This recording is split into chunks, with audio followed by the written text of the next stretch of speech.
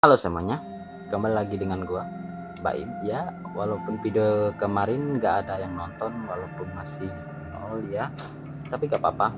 Mungkin gua akan lanjut cerita aja, kan siapa tahu usaha tidak mengkhianati hasil. Oke, cerita horor gua. Gua punya cerita horor tentang dimana gua ditinggal sendirian di rumah pas ada acara keluarga atau dibagi orang Dayak itu acara gawai kampung lah, gawai kampung. Coba cari aja di Google, pasti ada gawai kampung orang Dayak atau naik dango. Ah, langsung aja ke ceritanya. Jadi ceritanya dulu ada saudara saudara emak gua.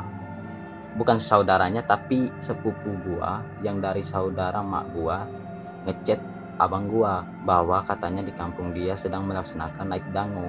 Nah, di situ mak gue senang banget soalnya udah lama gak pulang kampung, udah sekitar 2 tahun gak pulang kampung. Nah, dari semua adik-beradik gua punya 5 adik-beradik. Ya, adik-beradik. Ada abang gua anak kedua, adik gua yang perempuan satu, adik gua yang perempuan juga yang ada gua yang satu kecil. Nah, cuman gue yang nggak mau ikut. Alasannya ya emang gue seorang introvert dan gue juga ingin sendirian aja di rumah. Nah, setelah diputuskan, gue memang nggak ikut, jadi gue sendirian aja di rumah.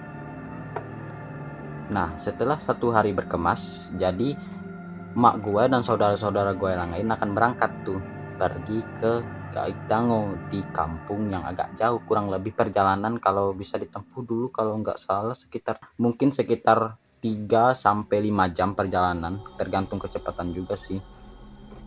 Dan dulu kalau mau pergi ke kampung kampung halaman mak gue tuh kira-kira jalanannya udah sedang rusak atau belum diperbaikin atau belum diperhatiin aja sama pemerintah mungkin, soalnya agak di pedalaman. Nah, lanjut. Setelah selesai berkemas-kemas, berangkatlah emak gua dan juga saudara-saudara gua. Nah, gua memang sendirian di rumah. Dan setelah emak gua berangkat, ya apalagi yang gua lakukan, gua masak Indomie, masak telur, masak nasi goreng, sama masak sosis yang ada di kulkas. Jadi gue masak kan ya, kalau ditinggalkan kesempatan ya buat jadi chef gitu di rumah. Nah, pas suatu sore, inilah lanjutan kejadian yang gue alamin ketika sendirian di rumah. Pas sore hari, gue bersama kucing gue lagi tidur di kamar emak gue. Nah, bedanya kenapa gue tidur di kamar emak gue? Soalnya kamar emak gue ada pintu, sedangkan kamar kami itu cuma ditutupi tirai. Nah, pas gue lagi enak-enak rebahan sambil scrolling Facebook, tiba-tiba ada bunyi orang manggil dari dapur, manggil nama gue. Tapi kayak suaranya tuh kayak perempuan. Mungkin terdengar seperti emak gue, tapi juga bukan. Tapi agak mirip gitu. Lah, keluarlah gue. Mungkin dengan perasaan campur aduk, gue berpikir mungkin ada orang yang di belakang rumah gue. Gue dengar suara ketukan. Terus pas gue samperin, tapi gue buka pintu kamar mak gue lihat di dapur sedang melihat panci melayang. Ya, panci melayang yang keluar dari toilet. Seketika shock dong, langsung ku tutup pintu, ku ambil kucingku dan pergi berselimut. Setelah sekian lama dan aku jam menunjukkan jam 12 malam.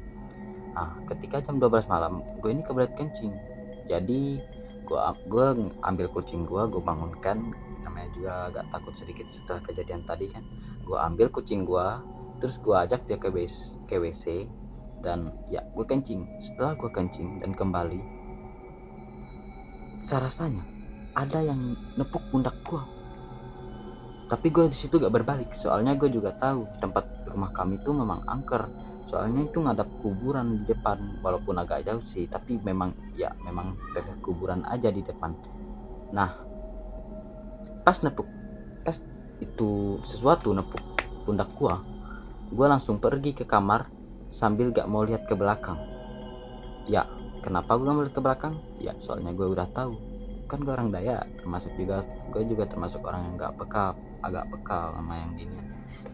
Nah, setelah gue masuk di kamar dan tidur, gue bangun lagi jam 3. jam 3 subuh gue bangun untuk kencing, tapi gue sadar sesuatu yang sangat mengerikan, yang dimana ada yang ngetuk pintu gue sambil manggil nama gue pakai nama Balia. Gue nggak tahu nama Balia itu siapa, nama gue kan Baim, jadi gue agak bingung. Tapi yang paling bikin gue aneh, setelah dia nyebut nama Balia, dia nyebut nama gue, yaitu Baim, nama panggilan gue. Sontak terkejut dong. Ya mau gimana lagi, gue sendirian di rumah sama kucing gue, gak ada siapa-siapa, cuman gue. Dan ya, kalian pikir aku penakut? Tentu saja enggak. Gue memang takut pada awalnya karena memang rentetan terornya gue kira gak terlalu berlebihan bagi gue. Tapi gue buka pintu kamar mak gue yang tempat gue tidur tadi, gue lihat gak ada, memang gak ada orang yang nunggu depan pintu atau apa. Kucing juga nggak ada. Memang gue punya beberapa kucing, tapi ya kucing gue kayaknya tidur di rumah gue yang ini. Ya memang biasa mereka tidur di sini. Masuklah gue ke kamar gue, terus gue ambil jimat gue. Jimat gue itu kayak gimana ya? Itu tuh berbentuk batu warna hitam, terus kayak ada di polsin, kayak ada keramiknya gitu. Gue nggak tahu itu kayak batu akik lah pokoknya. Gue ambil batu gue, terus gue letakkan di depan pintu, terus gue tutup pintu dan gue hidupin lilin di depan pintu itu juga, termasuk buat nandain, jadi biar ya kenapa gue kasih lilin ya, memang ritual yang gue buat ini itu memang khusus aja, memang harus ada lilinnya. Kebetulan juga di kamar gue memang gue selalu sediain lilin untuk ya salah satu acara begini kan lah. Terus tak berapa lama kemudian setelah gue masuk kamar, berselimut, ambil kucing, peluk, terus ya terdengar suara jeritan tuh kayak jauh banget. Tapi gue sadar kalau semakin jauh suara jeritan tersebut, semakin dekat juga berarti makhluk yang berada di tempat gue. Di situ gue udah gak takut lagi, soalnya kalau udah menjerit itu ritualnya berhasil. Oke, nanti gue jelasin kenapa ritualnya harus pakai lilin dan juga pakai jimat yang gue sediain, dan kenapa juga hantunya teriak. Gak tahu juga kenapa, tapi ya mungkin akan gue jelasin sebisa mungkin. Nah, tibalah pagi hari tiba, dan di pagi hari tersebut gue melakukan aktivitas yang dimana kayak nyuci piring apa, pokoknya kayak aktivitas biasanya lah. Gue juga pergi ke sinyal. Nah, gue pergi ke sinyal jam 3 sore, gue ya pulangnya jam 5 sore, yaitu hampir maghrib lah.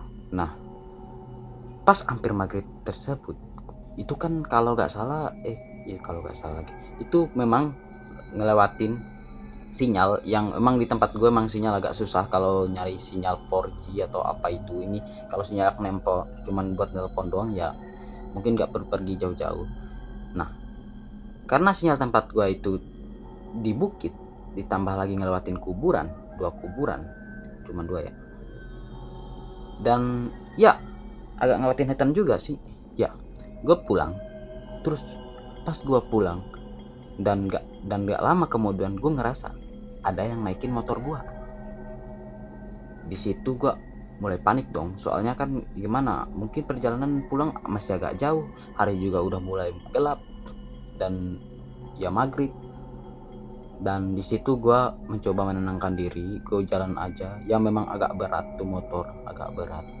Dan waktu gue berjalan pakai motor, ya mengendarai motor gue pulang, gak sengaja motor gue tiba-tiba mati di depan jalan berjempang menuju. Ini kan misalnya tempat gue ya, ini ya tempat gue, terus ada di sini ada lagi jalan tuh masuk hutan, terus yang di sini lurus masuk rumah gue berhenti di situ. Nah, karena berhenti di situ gue panik dong, soalnya gue tahu di situ biasanya tempat orang manggil pas orang pakai motor untuk pergi ke pasar, kan itu mau menuju arah pasar. Jadi di tempat itu yang bagian di situ itu hutan, emang sering kejadian aneh di situ. Nah, gara-gara gue berhenti di situ, gak lama kemudian ada suara orang bukan manggil nama gue, melainkan berteriak, "Woi!" Gue kelihat sekeliling arah gue, gue gak ngeliat siapa-siapa.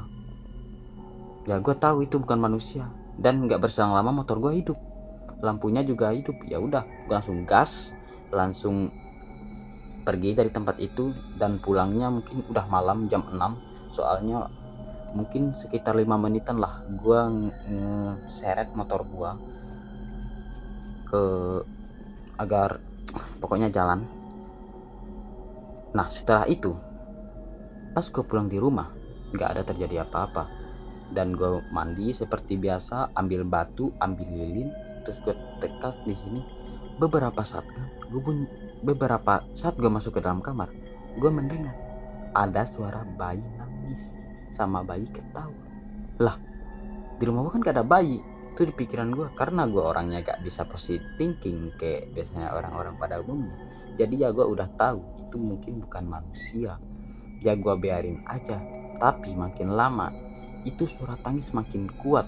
Tapi karena gue sadar kalau makin kuat berarti makin jauh, jadi gue segera keluar kamar, ambil air sama kalung nyali. Itu di tempat gue nyali, gue taruh air itu di mangkok, terus gue simpan di itu, nyalinya di atas apa itu, di atas air yang udah gue tuangkan ke mangkok, dan juga beras sebutir. Nah anehnya pas gua ngelakuin itu tadi, ya benar, sangat bermanfaat sekali ya. Itu buat suara tangisan sama suara tawa berubah jadi suara jeritan, suara orang menjerit sama suara bayi menjerit. Lalu gue bilang dong, dah jangan ganggu gue nggak ganggu lu tahu kan gue sendirian di rumah, jadi jangan ya pokoknya gitulah. Kalau dalam bahasa gue gini ya, biar lancar aja, ame ngancok aku nana ada urusan kau, aku ke rumahnya tanang-tanangnya rumahku bukan rumahnya, kok keluar aku non rumahnya kok kak depan, jadi kau ame agak ngelagetnya aku yang babaronian, aku nan termasuk kurang nang nak berak pangali kak kita kok. Nah itu bahasanya dalam bahasa suku Dayak. Oke, sekian dari ceritanya. Dan ya karena udah 2 hari kan, ya mak gue datang dong pulang. Nah lah di situ gue nyeritain semua kejadian aneh yang ada ke mak gue, tapi mak gue gak percaya. Ya udah, ya emang orang tua gue emang gak percaya sama gue, ya udah gue simpan aja tuh cerita, gue ceritain ke teman gue. Teman gue percaya sih, soalnya dia memang udah lihat gue pakai jimat atau apa segala buat mengusir setan. Oke, sekian dulu dari videonya. Terima kasih sudah menonton. Jangan lupa like dan komen ya.